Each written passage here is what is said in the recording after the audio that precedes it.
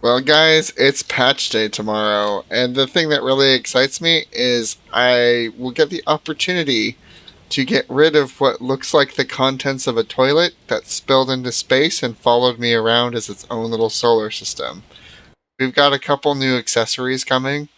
The first one is this one that actually looks like an angel halo, and that will go perfectly with my material Archangel of Justice cosplay that I have going here. And for you World vs. World enjoyers, we've got a new trinket that has a combat start animation, and the final form of it is this screaming Warclaw with crossing swords animations. That's pretty cool. It also has projectile effects as well. So yeah, two cool things to look forward on the patch day tomorrow. I'm also kind of looking forward to see what happens tomorrow, and kind of abruptly switching scenery here. I'm really excited to see what happens with the story. It was kind of surprising to learn that Isgarin was essentially punished or cursed for helping the Coden become a wizard, basically, with the Rite of Ascension. And it will be also interesting to see what happened to Vlox. It's assumed that Ancora destroyed Vlox. Ancora is like this special staff. At least that's what's implied by one of the trailers that they showed. And so those are the things I'm looking forward to. I'm also kind of hoping that the skimmer becomes more of a true flying mount, closer to the sky scale. Those are the things that I'm hoping. I mean, something has got to improve about the skimmer, because all the masteries are going to get stronger. So we'll see what happens. What's happened so far, I'll kind of go over the things that I've liked so far, as well as the things that, maybe not so great.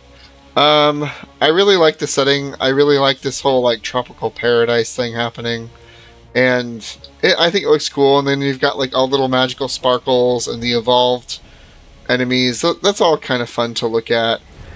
The other thing that I like is Garin. Like, learning more about him. He seems like really, I don't know how to say it, kind of distant. I feel like in Soto, and you kind of learn more about his backstory. I also kind of liked Vlox as well. Kind of like a rogue maverick, like, yeah, I know maybe what I'm doing, it doesn't seem good on paper, but I have good intentions, and so that's kind of been kind of an interesting thing for them to explore. Another thing that I really liked about this the last while is the Starlit World meta event. I like it for a few different reasons. I like that it emphasizes coordination over damage. I feel like that's healthier for the player base in general. The other thing that I liked about it is I'm always just a sucker for like the sky battle type things. My favorite raid counters are Zira and Cunning Overlook, so it was kind of nice to have that. I also really like Pub Canuck. It was kind of funny and just totally in character for him to start a bar in a place where he's abandoned. So I thought that was kind of awesome. Um, I really liked the raid portion of the raids and wardrobes update. That was really great. I mostly like that there's like an easy drop-in way to raid, and I also like that it's worth it to do different types of content. Like, I kind of just felt like it wasn't worth it to do strikes anymore. So it was cool to have them become relevant again. I haven't had the time to engage with it on the level that I want, but it's been good. Some other things that I've enjoyed have been like just these like pineapple choya that show up in Starlit World. There's actually an appearance where you can turn into one. That's really interesting. I like the fact that you got to dance with them all that. I just thought that they were kind of a cute, fun thing. Oh, and finally, the thing that I love the most is the fact that they released a legendary underwater aqua breather, because I actually have a lot of legendaries, and I have some Gen 1 kits for the Trident, so I'll be able to be full legendary very, very soon, as soon as I finish that. But yeah, going back to things that I didn't like the mastery gating on the legendaries themselves. Like, having to do the masteries felt like a lot. And the masteries for the different maps felt really kind of long. there's 51 different objectives. Well, so each one has like 50 objectives total, and you had to do 36. And some of them were multi-step. And it was weird because some of them, it's like you could kind of like work on multiple at the same time.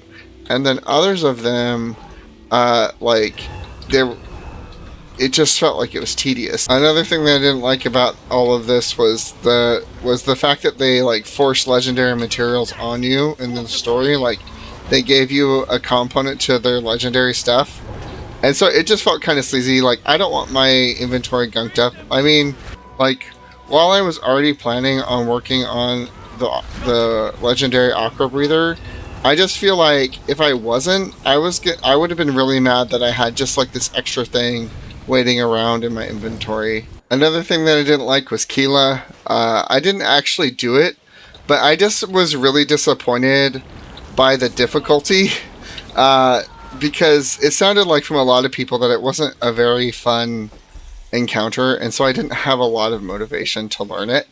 And it was disappointing because ArenaNet's basically promised to give us like CM and legendary modes on a lot of encounters moving forward. And if they're gonna do that, like, there's no reason to make the tier 1 raid encounters any more difficult than a strike. Like, fine, they don't want to do Ice Boot Saga level easy, fine, that's fine. But, like, I shouldn't have to spend hours on the first time trying the boss. Like, come on. So, yeah, that was disappointing. The other thing I'll say that I didn't like so far is, while I like the story overall, I felt like they were really cliche with, Isgarin having these secrets that he didn't tell us. I feel like that happened like in the last expansion with Waiting Sorrow. It's a theme that they keep doing a lot, and it's like you gotta switch it up. Like, that's part of the reason why I got tired of Diablo. Is I got tired of like, oh look, we killed the big bad, but they still won because they effed up everything before we killed them, and then they're just going to be reborn in who knows how many years. Like, Diablo 4 story is so flat. It's ridiculous. and so I haven't bought the expansion yet. But anyway, that's neither here nor there. I'm just saying they need to, be a little bit more creative. Like, I do like some of the recurring themes that they show, like where it's like, cooperation's better than competition. I like the recurring themes of like, no group of anything is clear cut bad or good. It depends on how they treat people around them, because I feel like there's a lot of like us versus them mentality that a lot of people carry, and it's kind of like a good lesson kind of deal. Please don't repeat like the whole, oh, they're keeping secrets from me theme. Like, anyway. So yeah, but overall, I think I have to say that I've been enjoying VOE so far. And then I'm going to go ahead and mention there's a hack that I want to tell everyone if they're interested in the trinkets coming out, and that is, for some of these longer achievements where you get something at the end, I think it's a good idea to hold off on doing something that you can absolutely control as like your last few objectives. And these adventure ones are great for that. So like I haven't done the adventures here for 2 of the adventures in Shipwreck Strand because I don't want this item, this legendary material, until I'm ready to craft legendaries. And so, just go ahead and use and abuse that as far as, getting the new Angel Halo, or maybe even the World versus World achievement. We don't know what that looks like. It's a strategy I use just for controlling inventory bloat. And if you want to see how bad my inventory bloat is, I'll show it right here. So yeah, I have 5 legendary precursor things right here. And I have 2 accessories to my next Gen 3. So I've got a lot of legendary clutter in my inventory. This one technically goes with this one right here. And so, like, I don't want another item just laying around until it's time for me to craft a legendary. As far as the Halo goes, I've almost got this guy, so I don't care if I get the items for it. So, for me, I'm going to maybe do most of the mastery for the next zone so I can get the Halo, but I'll probably stop short on some adventures. So that way, when I probably will go back to building the Halo probably months from now, I won't have to do anything with everyone else. I'll have done the metas and the things that require groups, and then I can just, do a couple adventures, be done, and craft it. And so, if you're a more casual gamer like me, I hope that's a useful piece of advice. Anyway, I hope this was interesting. I do think overall VOE is a good expansion. I do think the template thing is a bit of a gaffe.